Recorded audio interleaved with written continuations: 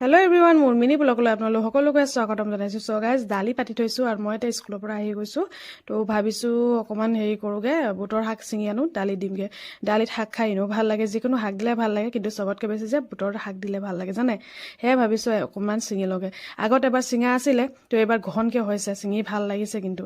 তাৰপিছত আলু কেইটামান খান্দি বুলি ভাবিছোঁ। যিখিনি মানে গছ শুকাই গৈছে সেইখিনি খান্দি খান্দি আলুবিলাক গৈ আছোঁ। আপোনালোকক দেখুৱাম দেই। বেটাৰ কিছু ফূৰ্তি মানে, তাৰ মুখত একেবাৰে মানে ফূৰ্তিত সীমাই নাই, গানে জুৰি লাগে।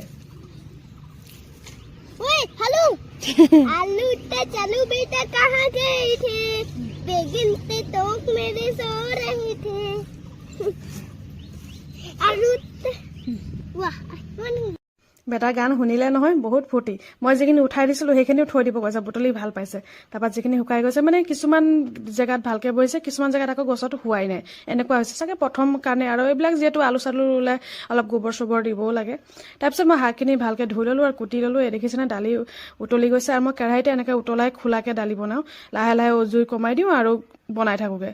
তাৰপিছত এইখিনি দালিখিনি হৈ গ'ল। তাৰপিছত যি আলু বুটলি আনিছিলোঁ সেইকা ভাজি কৰিম, সেইখিনি কাটিব লৈছোঁ। মোৰ মিনি ব্লগটো চাই আপোনালোকে কেনে পালে নিশ্চয় জনাব, ভাল লাগিলে শ্বেয়াৰ কৰিব। আজিলৈ আহোঁ, বাই বাই এভৰিৱান।